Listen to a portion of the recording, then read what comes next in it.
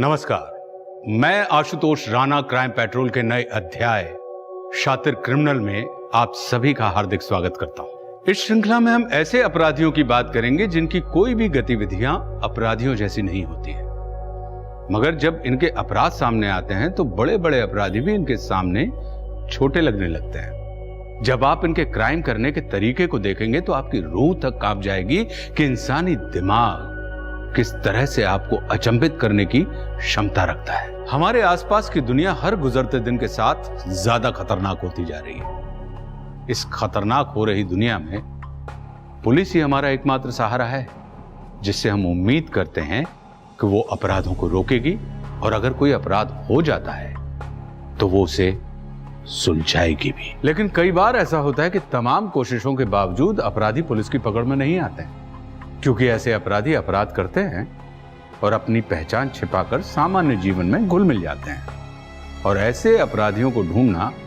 भूसे के ढेर में सुई ढूंढने के जैसा होता है।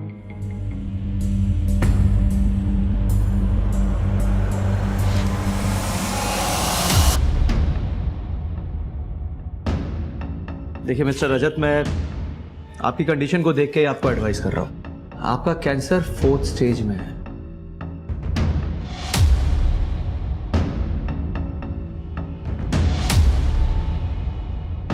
आप कितना भी केमोथेरेपी और रेडिएशन ले लें, लेकिन हकीकत यह है कि आपका ठीक हो पाना ऑलमोस्ट इम्पॉसिबल है। सर, पर हम ऐसे कैसे गिव अप कर दें? रजत का ट्रीटमेंट ऐसे बीच में कैसे छोड़ दें सर? पूर्वी जी, मैं आपके इमोशंस को अच्छी तरह समझता हूँ, लेकिन हकीकत यह है कि रजत पहले ही बहुत दर्द बर्दाश्त कर चुका है। आगे मर्जी आप लोगों की है, आप क्या करना चाहते हैं क्या नहीं। ये हर्बल मेडिसिन मैं आपको दे रहा हूँ रजत के पेन के लिए।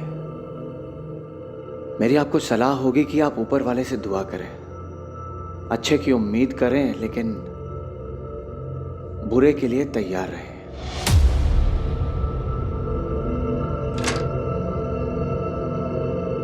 बकवास कर रहा है ये doctor. I can't leave you hanging. कोई बकवास नहीं कर रहे हैं डॉक्टर। तुम्हें भी पता है पूर्वी कि मैं बचने वाला नहीं हूँ, फिर क्यों मेरे साथ तुम भी सफर करना चाहती हो? मुझे तुम्हारे लिए 100 गुना भी सफर करना पड़े ना तो भी मैं करूंगी। बच्चे कुछ पैसे तो क्या घर पे बेचना पड़े तो वो भी बेच दूंगी, पर मैं तुम्हें ऐसे अकेला नहीं छोड़ सकती रजत। तुम मेरे साथ नहीं रहना चाहते क्या?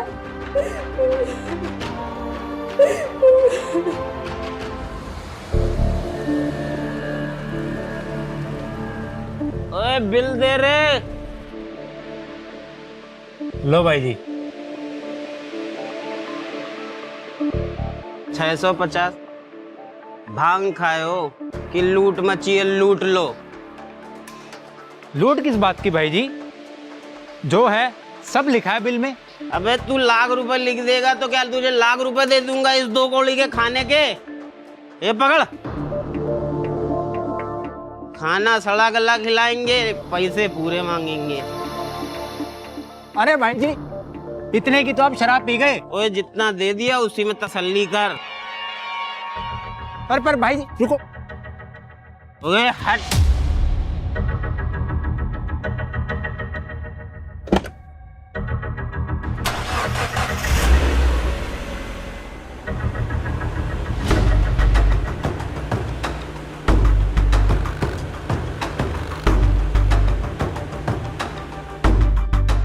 कहाँ जाना है? थोड़ा आगे तक छोड़ दीजिए। आ जाओ, बैठ जाओ, छोड़ देते हैं।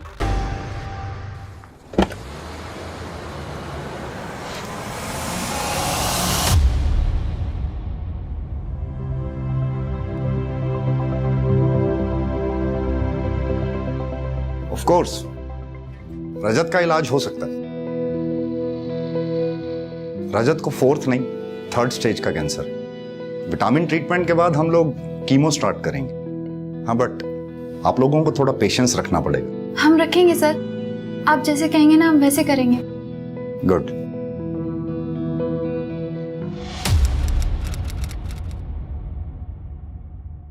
आराम से निकालो।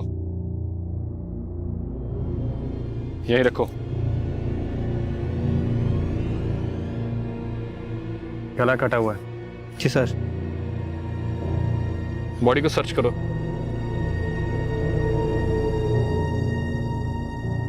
सर कोई मोबाइल या पर्स और ना ही कोई आईडी कार्ड, लगता है लुढ़के से फेंक दिया यहाँ। बॉडी को पोस्टमार्टम के लिए भेजो और इसकी फोटो क्लिक करो और आसपास के एरिया में लोगों को दिखाओ।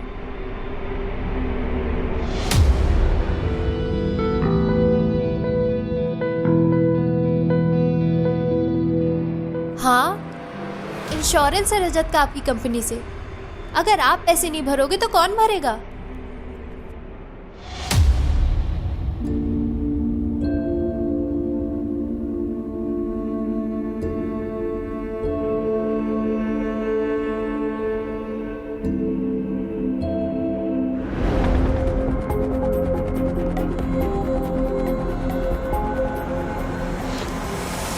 रजत, क्या हुआ रजत को? डॉक्टर लेके जाइए इन्हें प्लीज। डॉक्टर, लेकिन हुआ क्या रजत को? रजत!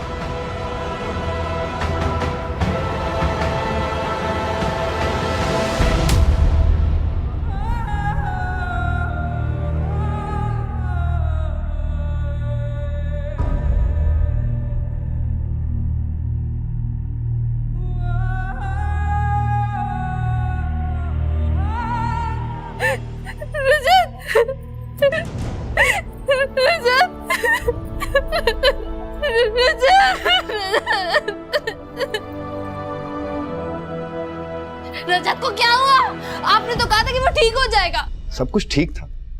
रजत की बॉडी ट्रीटमेंट को अच्छे से रिस्पॉन्स भी कर रही थी। शायद लास्ट मिनट कॉम्प्लिकेशंस हुई रजत के साथ। पर आपने तो कहा था कि रजत ठीक हो जाएगा। मेरे से क्या हो गया? I am sorry गुरबी।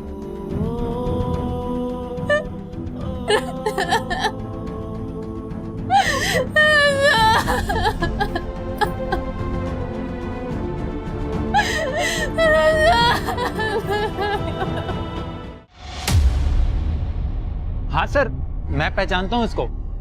Tempo driver है ये, इसी रूट पर चलता था, अक्सर आता था मेरे ढाबे पर। लाश मिली है इसकी 2 दिन पहले, यहाँ से 3 किलोमीटर दूर हाईवे पर। लाश? सर 3 दिन पहले ये मेरे ढाबे पर आया था। जाते वक्त एक औरत को लिफ्ट देते हुए भी देखा था मैंने। जरूर इसी ने कुछ किया होगा उस औरत के साथ भी, तभी उसने इसे मार दिया होगा। नाम पता जानते हो इसका? सर नाम पता तो नहीं मालूम, पर हाँ पहले ही अपना मोबाइल ढाबे पर ही भूल गया था। एक मिनट सर, ये लो सर, शायद इससे कुछ आपको पता चल जाए। ठीक है।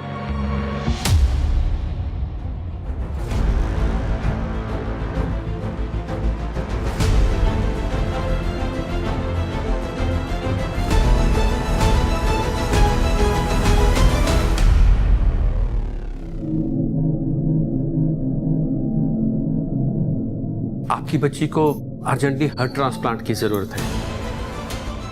टाइम बहुत कम है उसके पास।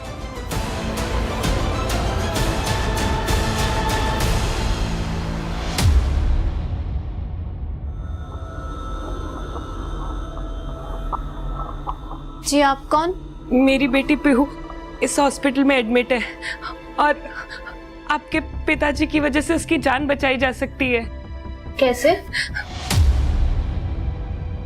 मेरी बेटी सिर्फ 8 साल की है और उसे हार्ट ट्रांसप्लांट की जरूरत है। डॉक्टर का कहना है कि आपके पिताजी का हार्ट उसे ट्रांसप्लांट किया जा सकता है। ये क्या बकवास कर रही हैं आप? मेरे पिताजी अभी जिंदा है। पर ब्रेन तो डेड है ना, और वो कभी रिकवर भी नहीं करेंगे। ये आप कैसे कह सकती हैं? और अगर ऐसा है भी तो मैं आपकी बेटी के लिए अपने पिताजी को मार दूं? देखिए, आप मेरी बात नहीं समझ रहे। आपके पिताजी ने तो पूरी जिंदगी जी ली, पर मेरी बेटी पीहू, वो तो सिर्फ 8 साल की है। उसके सामने उसकी पूरी जिंदगी पड़ी है। आपके पिताजी की मौत मेरी बेटी को जिंदगी दे सकती है। अरे कौन है ये औरत? भाई साहब, कौन है ये? कोई है यहाँ पे? बाहर निकलो इसे। मेरी कोई है यहाँ पे? जिंदगी आपके हाथ में, प्लीज उसे बचा लीजिए प्लीज। भाई साहब प्लीज, वो सिर्फ 8 साल की है, आप थोड़ा तो समझिए। उसकी पूरी जिंदगी पड़ी है। भाई साहब प्लीज मेरी बात सुनिए, प्लीज थोड़ा सोचिए। अब अंदर मत जाना।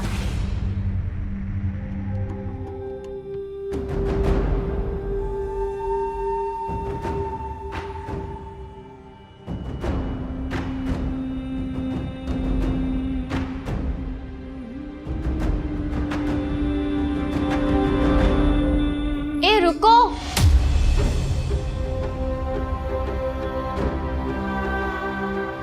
मैं आपकी हेल्प कर सकती हूँ अपने पति को मनाने में। बहन जी आपका बहुत बहुत एहसान होगा, आप प्लीज हार्ट। अरे मेरी बात तो सुनिए पूरी। एहसान की कोई बात नहीं है। आप पापा जी के हार्ट के बदले हमें सिर्फ 5 लाख रुपए दे दीजिएगा। 5 लाख? पर बहन जी इतने पैसे तो मेरे पास नहीं है। सारे पैसे पहले ही पीहू के इलाज में खर्च हो चुके हैं। मैं इतने पैसे कहाँ से लाऊंगी? तो फिर रहने दो। बिना कुछ मिले मैं कैसे समझा पाऊंगी अपने पति को? नहीं नहीं सुनिए, मैं कुछ करती हूँ। मैंने अपने पति से बात करती हूँ। मुझे हार्ट चाहिए। ठीक है।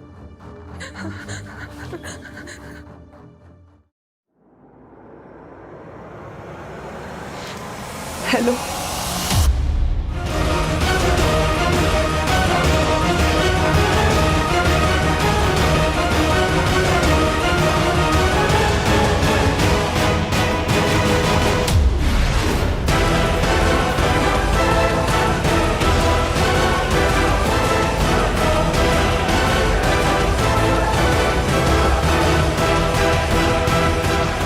सर, इन 8 मर्डर्स में एक बात कॉमन है। जब जब ये मर्डर हुए हैं, एरिया के लोगों ने लाल सलवार सूट पहने एक औरत को देखा है गाड़ियों से लिफ्ट मांगते हुए। क्लियरली एक सीरियल किलर का काम है राजेश, वो भी एक औरत। हमें सीरियल किलर मैपर की जरूरत पड़ेगी किलर की प्रोफाइलिंग करने के लिए। अरेंज करो। सर, इन सारे मर्डर्स में किलर का मोडस ऑपरेंडी बिल्कुल सेम है, लेकिन इस सीरियल किलर ने सिर्फ 8 ही मर्डर किए हैं। इस बात में थोड़ा डाउट है। कैसा डाउट? सर ये देखिए, ये उन सारे मर्डर्स में से किया गया सबसे पहला मर्डर है और ये सबसे आखिरी। सर लेकिन दोनों ही मर्डर्स के मोडस ऑपरेंडी में कोई डिफरेंस नहीं है, बल्कि इस तरह की किलिंग्स में परफेक्शन आते आते आता है। और इन सारे मर्डर्स में परफेक्ट सिमिलरिटी देख के तो ये कह सकता हूं कि इतने मर्डर्स में इतनी सिमिलरिटी बिना प्रैक्टिस के पॉसिबल ही नहीं। मतलब तुम कहना चाहते हो कि इस सीरियल किलर ने इन मर्डर्स से पहले और भी मर्डर्स किए? जी सर। और सर आपका ये अंदाजा भी बिल्कुल सही है कि विक्टिम की गर्दन को गाड़ी में पीछे से बैठ के काटा गया।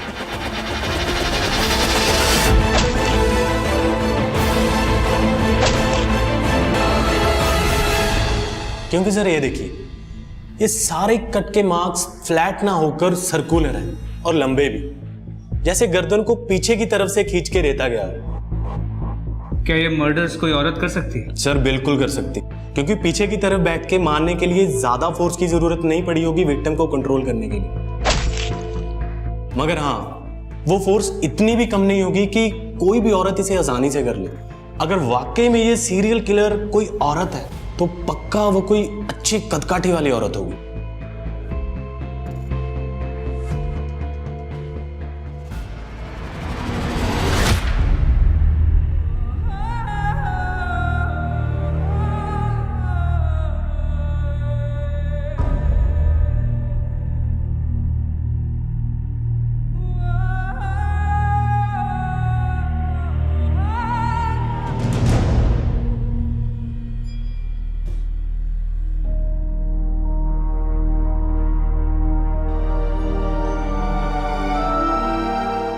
बेटा आखिरी बार उसे विदाई तो दे दे।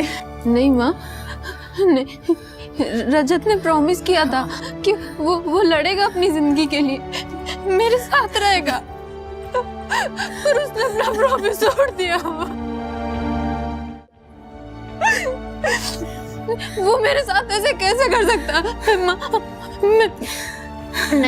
मैं उसे अलविदा नहीं कहूंगी। मैं नहीं कहूंगी।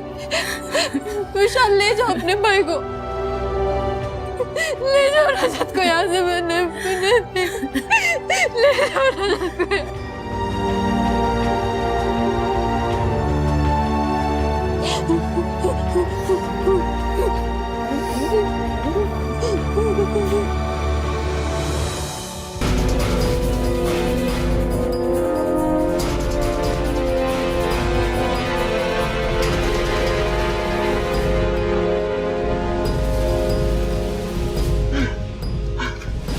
जा भाग।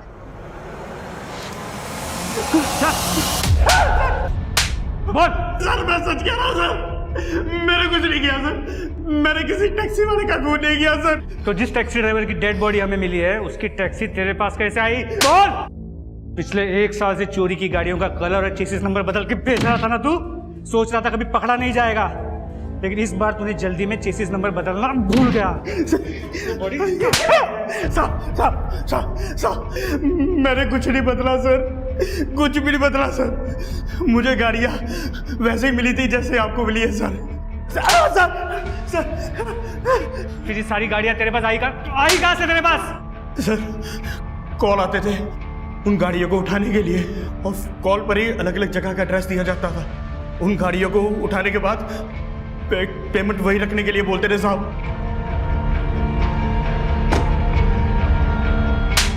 कौन करता था फोन? किससे बात होती थी तेरी? अलग अलग नंबर से फोन आता था साहब, एड्रेस बताने के लिए।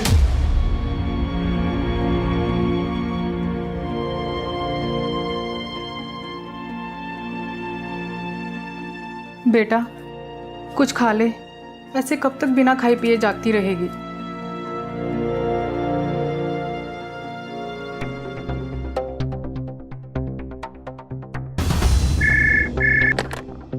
हेलो, मैंने पहले भी आपको फोन किया है, मेरी डॉक्टर बख्शी से अभी बात करवाइए। अगर इस बार डॉक्टर बख्शी कॉल पर नहीं आया ना तो मैं पुलिस में कंप्लेंट करूंगी उनकी। मेरे पति की मौत के जिम्मेदार है वो। वेट,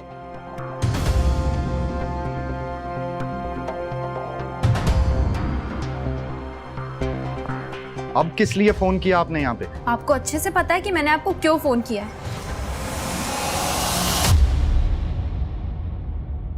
देखिए, आपके हस्बैंड की अभी अभी डेथ हुई है, कहीं आप इमोशंस में आके तो हॉस्पिटल को ब्लेम नहीं कर रही हैं? क्योंकि बहुत ही रेप्यूटेड हॉस्पिटल है ये। रेप्यूटेड है तो क्या हुआ? मेरे पति का मर्डर किया है डॉक्टर बख्शी उन हॉस्पिटल वालों ने। मुझे रिपोर्ट लिखवानी उन लोगों के खिलाफ, कातिल है वो लोग, और आप मेरी रिपोर्ट नहीं लिख रही है, क्यों? क्या हुआ? सर वो मेरे रजत को उन लोगों ने। मैंने सब सुन लिया, आप प्लीज बैठिए बैठिए। मनप्रीत। Yes sir. मैडम से एनसी लो रिटर्न में, और खुद सिटी हॉस्पिटल जाकर पर्सनली चेक करो। Yes sir.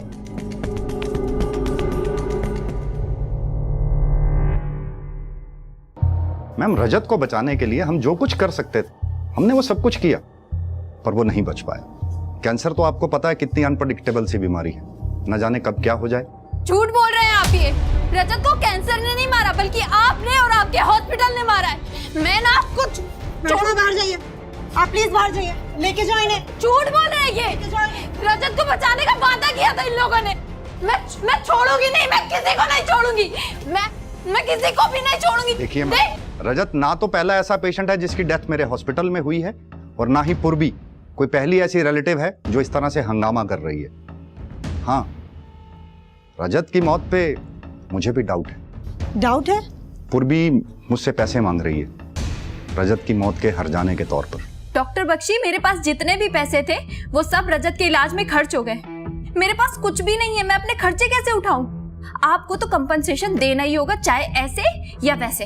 जिस टाइम रजत की डेथ हुई ठीक उससे लगभग आधा घंटा पहले मेरे डॉक्टर्स ने राउंड किया। रजत वाज परफेक्टली फाइन। उसके आधे घंटे के अंदर अंदर न जाने ऐसा क्या हुआ कि रजत की डेथ हो गई, पर उस टाइम पूर्वी अकेली थी मैम रजत के साथ रूम में। इंटरेस्टिंग। पता है मनप्रीत, पैसा आदमी से कुछ भी करवा सकता है, तो फिर ये पूर्वी क्या चीज है? इसका बैकग्राउंड चेक करो। Yes sir. और वो हॉस्पिटल में कुछ सस्पिशियस मिला क्या? सर हॉस्पिटल में तो कुछ सस्पिशियस नहीं मिला, लेकिन डॉक्टर बख्शी, वो शायद जितना अच्छा खुद को दिखाते हैं उतने अच्छे वो है नहीं। अगर तुम्हें लगता है कि डॉक्टर बख्शी के साथ कुछ गड़बड़ है तो डॉक्टर बख्शी और हॉस्पिटल दोनों को इन्वेस्टिगेट करो। Yes sir.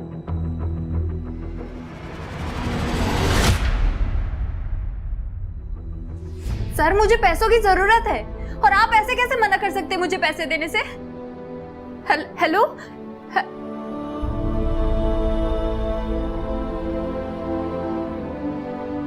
आप ठीक हो भाभी? बैठिए, थोड़ा पेशेंस रखिए भाभी, सब ठीक हो जाएगा। ऐसे गुस्सा करोगे तो आप खुद का ही नुकसान करोगे भाभी।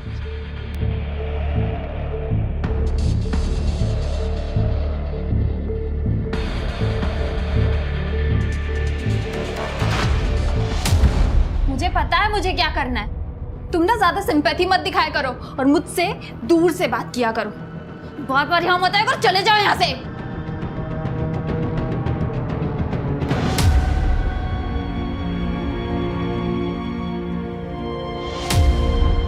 आप बात को समझ नहीं रही हैं मैडम।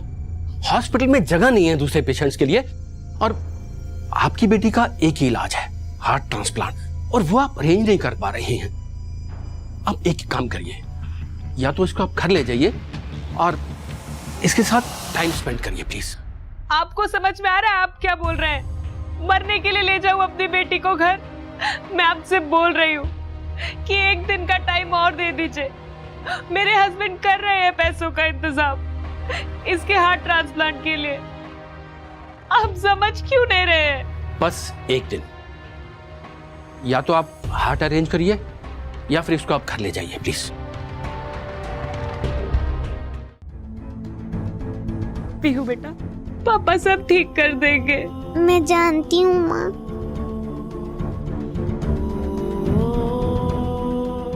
मेरा बच्चा।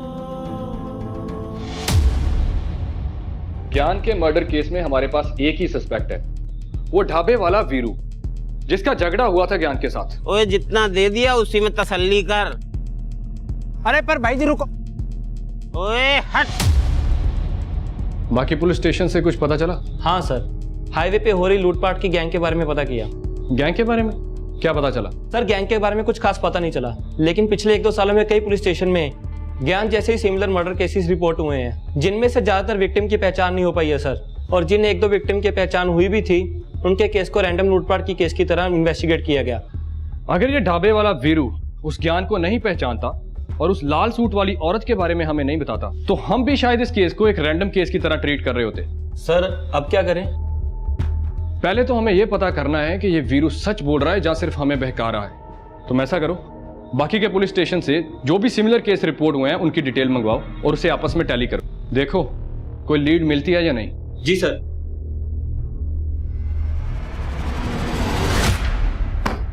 सर 12 केसेस हैं ज्ञान के जैसे। 12 केस तो रिपोर्ट हुए हैं तेजिंदर, क्या पता कितने केस रिपोर्ट ही नहीं हुए होंगे। मॉडस ऑपरेंडी को देखकर तो यही लग रहा है कि कोई गैंग एक्टिव है हाईवे पर। और सर वो औरत जो ज्ञान के साथ देखी गई थी? 2 ही पॉसिबिलिटी हैं, या तो वो औरत विक्टिम को फंसा के गैंग के पास लेके जाती होगी, या फिर उसने खुद मर्डर किए होंगे।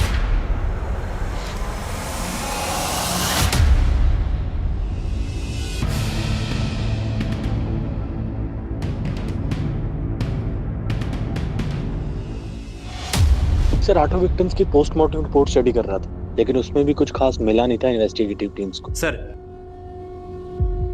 हाईवे पर एक औरत की डेड बॉडी मिली है।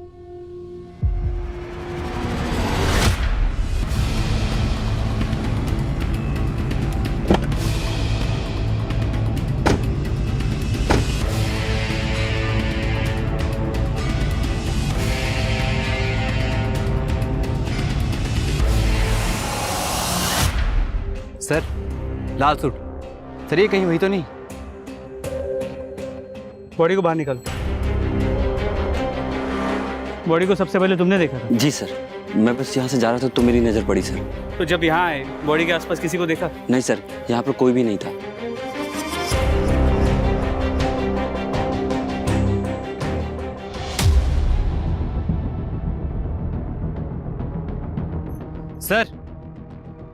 सर इसका नाम प्रतिमा सागर है, और सिर्फ इसकी आईडी नहीं, इसके पर्स से और भी देखिए क्या क्या मिला है।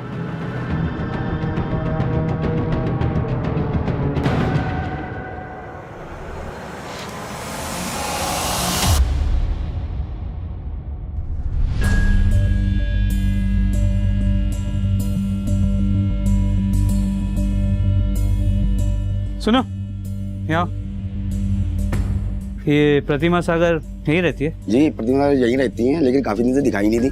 तो इसकी फैमिली में कोई नहीं है? अरे सर फिर ये सर, कोई होता भी तो वो भी साथ छोड़ के चला जाता। ऐसा क्यों? अरे सर साइको है, कब आती कब जाती है इसका कोई पता ही नहीं लगता। किसी से बनती ही नहीं है इसकी, अगर गलती से कोई इससे बात भी कर लेना तो खाम भड़क जाती है। ऐसी औरत से कौन कांटेक्ट रखना चाहेगा, ना घर वाले ना बाहर वाले का। ठीक है।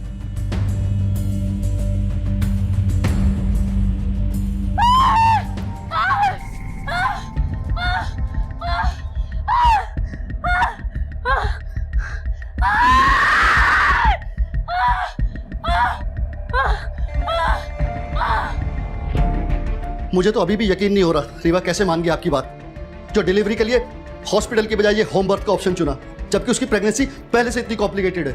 मान गई, क्योंकि ये कॉम्प्लिकेशंस वगैरह ना सब डॉक्टरों के बनाए हुए फतूर हैं। अरे हॉस्पिटल लेके जाएंगे तो वो चीर फाड़ करेंगे सिर्फ पैसा बनाने के लिए। वैजी ने दवाई दी है ना, उससे सब ठीक हो जाना, तू चिंता मत कर। रीवा का बच्चा अटक गया है, उसको हॉस्पिटल ले जाना पड़ेगा।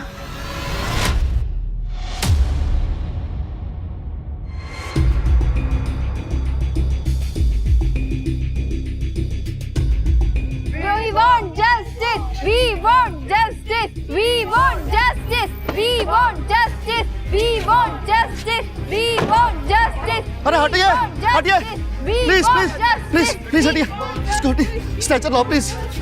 We want justice. We want justice.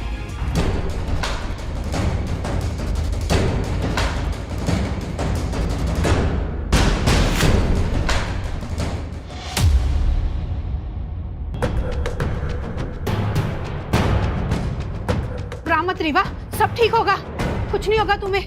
हम हॉस्पिटल में है ना, हौसला रख, सब ठीक होगा रीवा।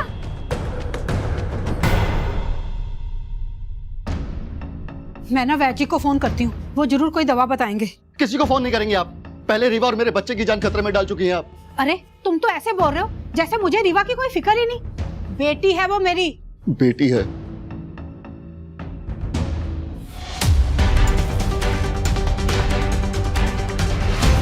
ये रहे तुम्हारे पैसे। लेट कर दिया तुमने, अब कुछ नहीं हो सकता। डैडी जी गुजर गए। कुछ नहीं हो सकता मतलब?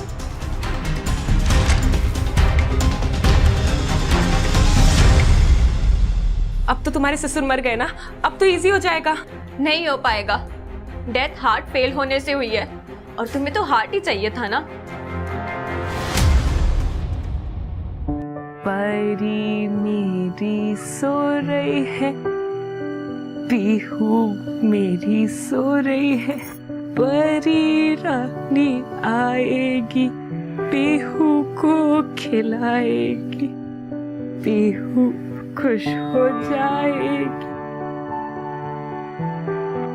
मम्मा मम्मा चिल्लाएगी, मम्मा मम्मा चिल्लाएगी, पापा पापा चिल्लाएगी, पीहू खुश हो जाएगी, पीहू मेरी सो रही है, परी।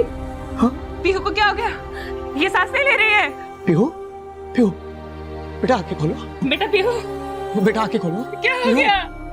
एक मिनट। पीहू पीहू पीहू आंखें खोलो बेटा। पीहू पीहू आंखें खोलो।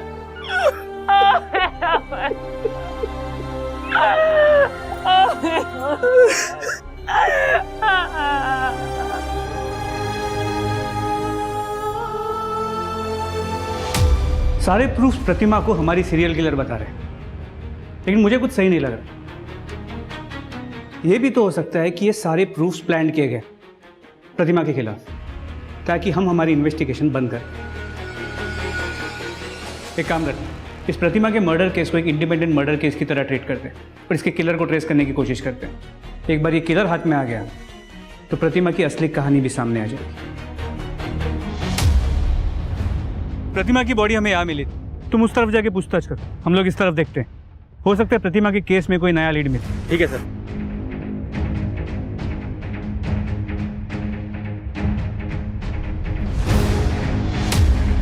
इसको, हाँ साहब, इस औरत ने मेरी दुकान से पानी खरीदा था।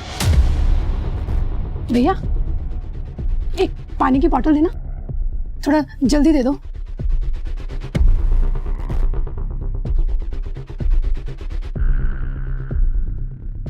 मैडम कौन है वो?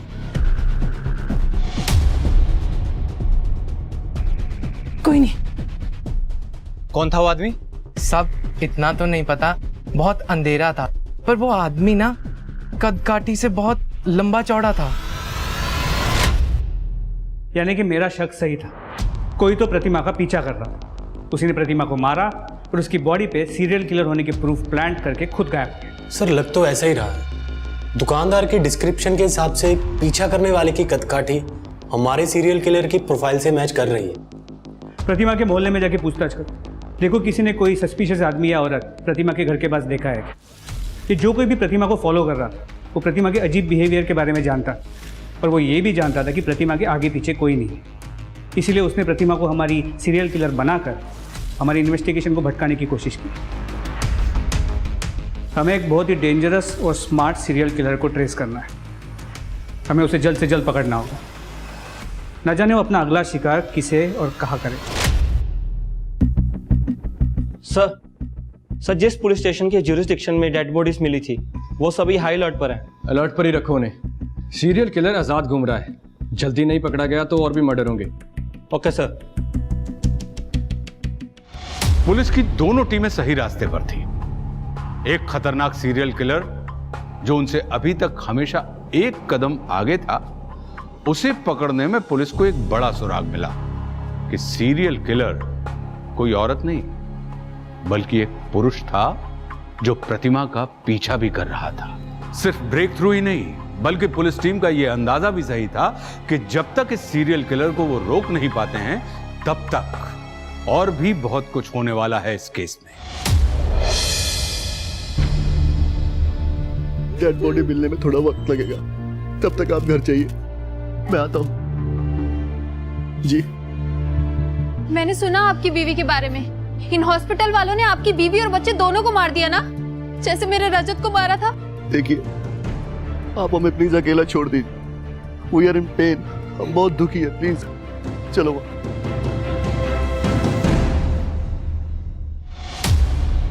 अच्छा ही हुआ रजत को अपनी जिंदगी से मुक्ति मिल गई। पूर्वी उसके साथ रह के भुगती तो रही थी, कम से कम वो अपनी मर्जी से अपनी जिंदगी जी तो सकती। अपनी मर्जी से मतलब? अरे मैम, मरने वाले के बारे में मैं आपको क्या बताऊं। रजत को कैंसर होने से पहले ही उसने अपने भाई विशाल को अपनी मम्मी पापा के घर भेज दिया था। अब रजत के मरने के बाद वो जब चाहे अपनी मर्जी से आता जाता है। मुझे तो ये लगता है विशाल और पूर्वी के बीच कुछ।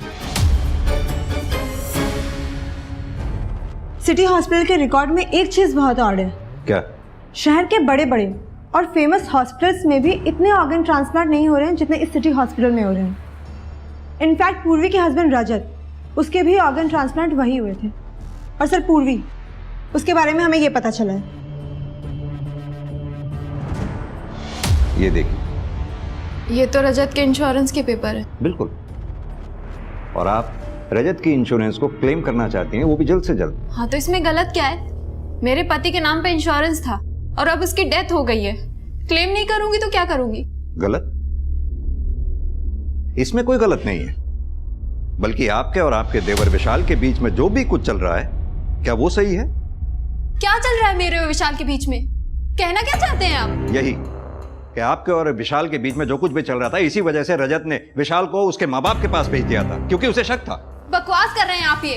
रजत ने विशाल को यहाँ पर सिर्फ पढ़ाई करने के लिए बुलाया था, मगर वो यहाँ आकर कुछ ज्यादा ही बिगड़ गया था। मेरे साथ फ्रेंडली होने की कोशिश कर रहा था, इसलिए मैंने रजत को बोला था विशाल को वापस मम्मी पापा के पास भेजने के लिए। और ये डॉक्टर बख्शी से कॉम्पनसेशन के लिए ब्लैकमेलिंग कर रहा है। मैंने कोई ब्लैकमेलिंग नहीं की है सर। मैंने सिर्फ उनसे ये कहा था कि उन्हें रजत की मौत का हर्जाना भरना पड़ेगा, और डॉक्टर बख्शी इस बात का बतंगड़ बना रहे और कुछ नहीं कर रहे सर। मुझे तो इस बात का विश्वास नहीं होता सर कि जो लोग मेरे पति की मौत के जिम्मेदार है अब उनकी बात पे भरोसा कर रहे हैं। पूर्वी जी, हमें आपके बारे में कुछ बातें पता चली थी तो हमने आपसे पूछताछ की। हमें डॉक्टर बख्शी और उनके हॉस्पिटल के बारे में कुछ बातें पता चली हैं, उनसे भी पूछताछ करेंगे। मेरा बेटा 29 साल का था। आज तक अपेंडिक्स के अलावा उसे कभी हेल्थ प्रॉब्लम नहीं हुई, और उसी के लिए हम सिटी हॉस्पिटल में उसको लेकर गए थे, मगर वो जिंदा वापस ना आ सका। क्या आपने अपने बेटे के ऑर्गन्स डोनेट करने के लिए कुछ पेपर्स पे साइन किया था? मैम, इलाज के दौरान उन्होंने हमसे इतने पेपर साइन करवाए, हो सकता है बीच में कोई ऐसा पेपर रख दिया हो। हमें इसके बारे में कुछ मालूम नहीं है।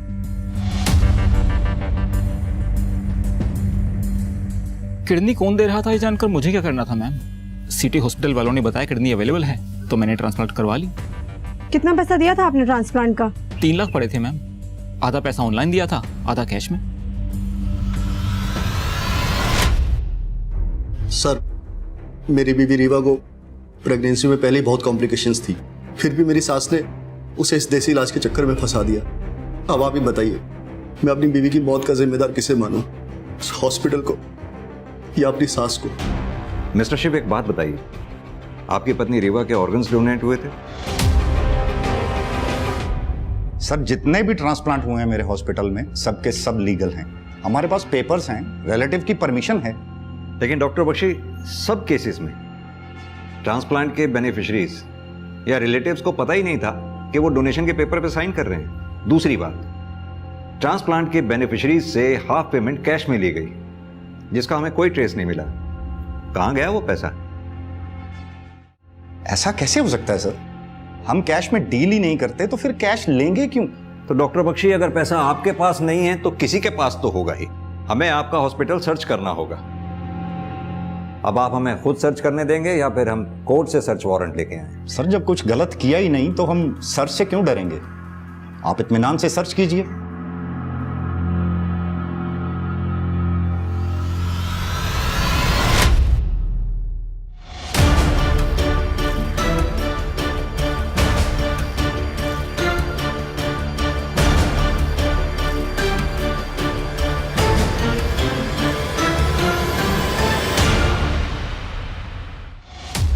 हाँ तो राधा कुमारी जी, हॉस्पिटल के ऑर्गन डोनेशन ट्रांसप्लांट के सारे गड़बड़ केसेस तुम ही हैंडल करती हो।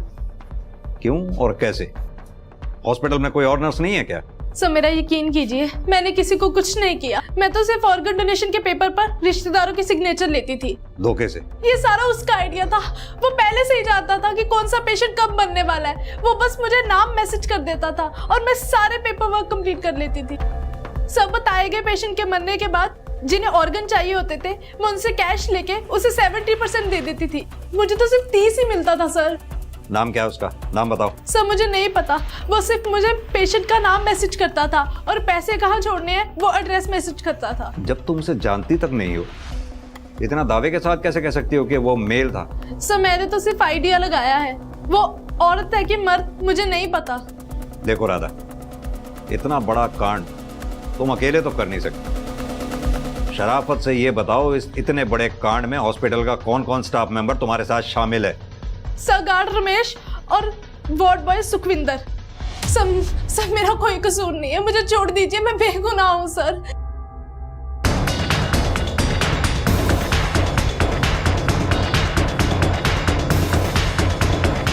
सर, राधा के दिए हुए सारे नंबर्स बंद आ रहे हैं और सर गार्ड और वार्ड बॉय से भी कुछ नया पता नहीं चला। मनप्रीत, हैरानी की बात है, जितने भी पेशेंट्स ऑर्गन डोनेशन रैकेट का शिकार हुए हैं, सब में एक चीज कॉमन है, सबकी मौत हार्ट अटैक से हुई है। हाँ सर, मेरा तो ध्यान ही नहीं गया इस बात पर। और इतना ही नहीं, ये सभी पेशेंट्स के केसेस को जब मैंने गहराई से स्टडी किया तो एक चीज और कॉमन पाई। इन सभी पेशेंट का कभी ना कभी एक आयुर्वेदिक डॉक्टर दीप राणा से कनेक्शन रहा है। इन सभी पेशेंट्स का दीप राणा से कनेक्शन होना महज इत्तेफाक नहीं हो सकता, कहीं तो कोई गहरा राज छिपा है। देखिए, आपका कैंसर लाइलाज है। अगर फिर भी कोई डॉक्टर आपको ये कहता है कि वो आपको यहां से ठीक कर सकता है, तो इसका सीधा मतलब ये है कि वो आपसे झूठ बोल रहा है और आपसे पैसे ऐंठना चाहता है। इसलिए मेरी आपको यही सलाह होगी कि आप अपने बेटे के साथ अपने घर जाएं। आप अपनी जिंदगी के आखिरी कुछ दिन अपने परिवार वालों के साथ शांति से बिताएं। बेटा, ये स्वर्ण अमृत मैं तुम्हें दे रहा हूं, जब जब दर्द हो देते रहना। सर, पिछले 3 सालों से प्रैक्टिस कर रहा है डॉक्टर, लेकिन इससे पहले कहाँ था, क्या कर रहा था, इसकी कोई इन्फॉर्मेशन नहीं।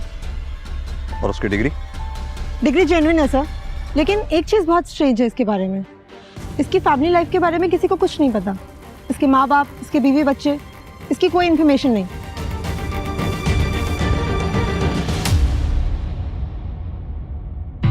क्या बात डॉक्टर साहब, भागने की तैयारी हो रही है?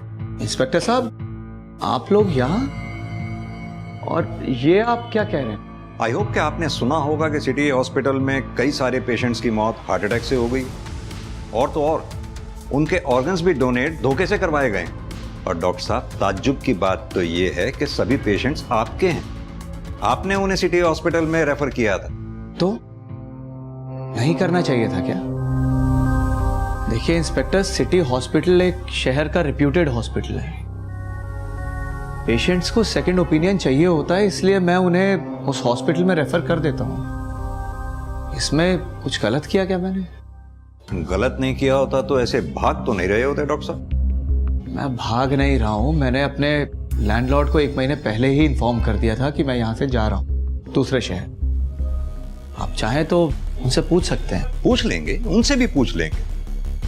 फिलहाल आप ये बताइए कि आप यहाँ 3 साल से प्रैक्टिस कर रहे हैं। 3 साल पहले आप कहाँ थे, क्या कर रहे थे, इसका कोई रिकॉर्ड क्यों नहीं? 1 मिनट।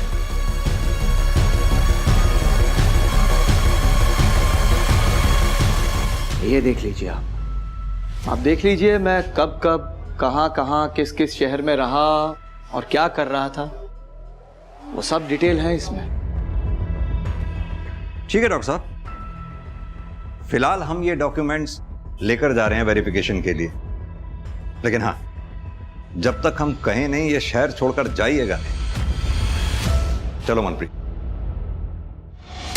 काफी दिलेर है सर, एक बार भी नहीं घबराया और हर सवाल का बिल्कुल परफेक्ट जवाब रेडी था, वो भी पहले से। परफेक्ट तो कुछ भी नहीं होता मनप्रीत, फिर ये डॉक्टर कैसे परफेक्ट हो सकता है? एक काम करो मनप्रीत, डॉक्टर की फोटोग्राफ आसपास के पुलिस स्टेशन में सर्कुलेट करवाओ। पता करो इस डॉक्टर का किसी केस से लेना देना रहा हो, अगर हाँ तो उस केस की पूरी डिटेल्स निकलवाओ। इस डॉक्टर का इतिहास गायब है ना, इसका इतिहास निकाल कर इसका भविष्य बिगाड़ेंगे।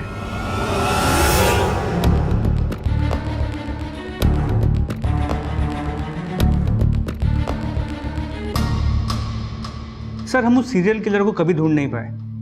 हमने अपनी पूरी कोशिश की। उस सीरियल किलर ने अपनी एक विक्टिम प्रतिमा को सीरियल किलर बनाकर हमारे सामने प्रोजेक्ट करने की कोशिश भी की। हमने प्रतिमा के एक पड़ोसी से उस किलर की आधी अधूरी स्केच बनवाई थी। सर ये देख। तो इस स्केच से कोई हेल्प नहीं मिली आपको? नहीं सर, हमें प्रतिमा के घर में एक अनजान आदमी के फिंगरप्रिंट्स भी मिले थे, लेकिन हमारे पास कोई सस्पेक्ट था नहीं जिसके साथ वो फिंगरप्रिंट्स मैच कर सकते। सर, अब आपके पास एक सस्पेक्ट है तो ट्राई करके देखते हैं। नहीं वर्मा जी, ऐसे डॉक्टर दीप राणा के फिंगरप्रिंट्स नहीं ले पाएंगे। वो बहुत होशियार है, डेंजरस भी। हमें उसके फिंगरप्रिंट्स उसकी नॉलेज में डाले बिना लेने होंगे। सर वो कैसे करेंगे? मनप्रीत, एक सर्च वारंट निकलवाओ। Yes sir.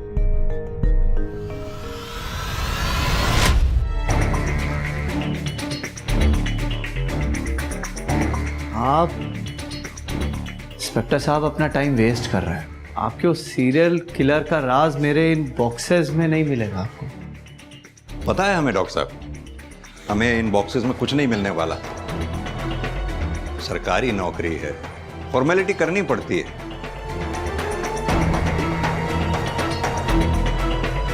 चलो भाई, हो गया बस।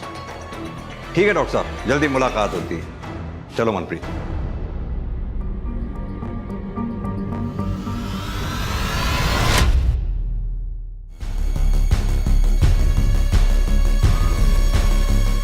फिंगरप्रिंट मैच हो गए तो हमारा सस्पेक्ट दीप राणा ही है। It's a match sir.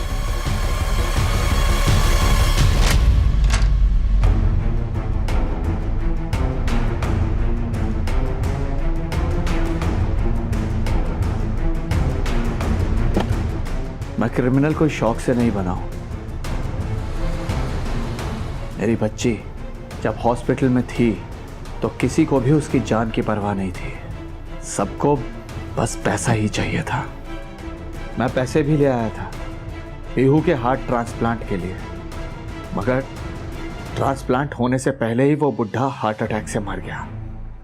और तब मुझे लगा कि जिसको मरना ही है, अगर उसके मरने से किसी की जिंदगी बच जाती है, खासकर मेरी बेटी जैसे बच्चों की या और लोगों की, तो उनके मरने में क्या गलत है। इसलिए मैंने डॉक्टर बनने की सोची। जिन लोगों के बचने की कोई उम्मीद ना हो, उन्हें टाइम से उनके अंत तक पहुंचा सकूं। लेकिन डॉक्टर बनने के लिए मुझे पैसों की जरूरत थी और इसलिए मैंने मर्डर्स किए।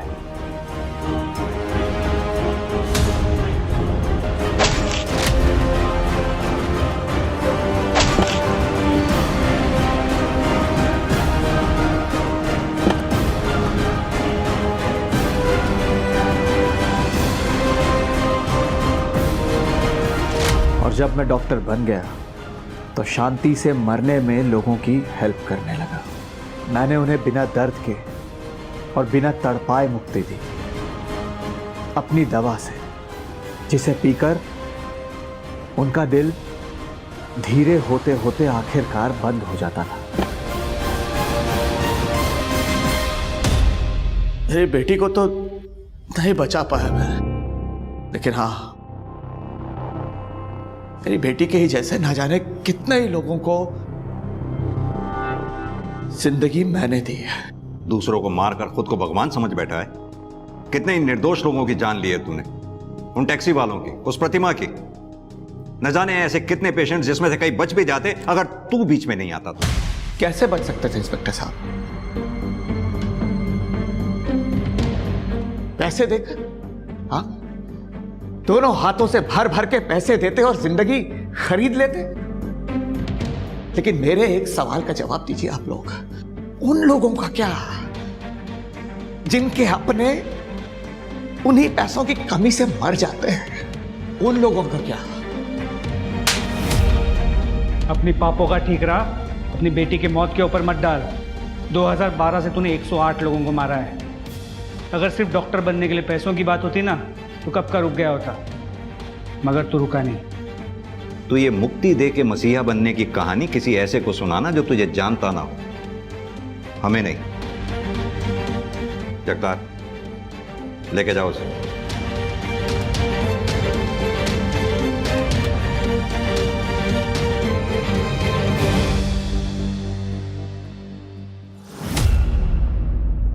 एक डॉक्टर जो अपने हुनर से लोगों की जान बचा सकता है, जिसे हम ईश्वर का दर्जा देते हैं, उसने अपने हुनर का इस्तेमाल करते हुए अपने ही मरीजों की जान ले ली। कोर्ट ने आईपीसी की धारा 302, 304 और 120B के तहत डॉक्टर दीप राणा को मानवता के खिलाफ किए गए उसके जघन्य अपराध के लिए फांसी की सजा सुनाई। अक्सर यह होता है कि किसी के साथ हुआ अन्याय उसे अपराध की ओर धकेल देता है, फिर वो इंसान खुद के द्वारा किए गए अपराधों को न्याय की तरह देखने लगता है। आंख के बदले आंख हर किसी को अंधा बना देगा। यह केस इस बात का सबसे बड़ा प्रमाण है।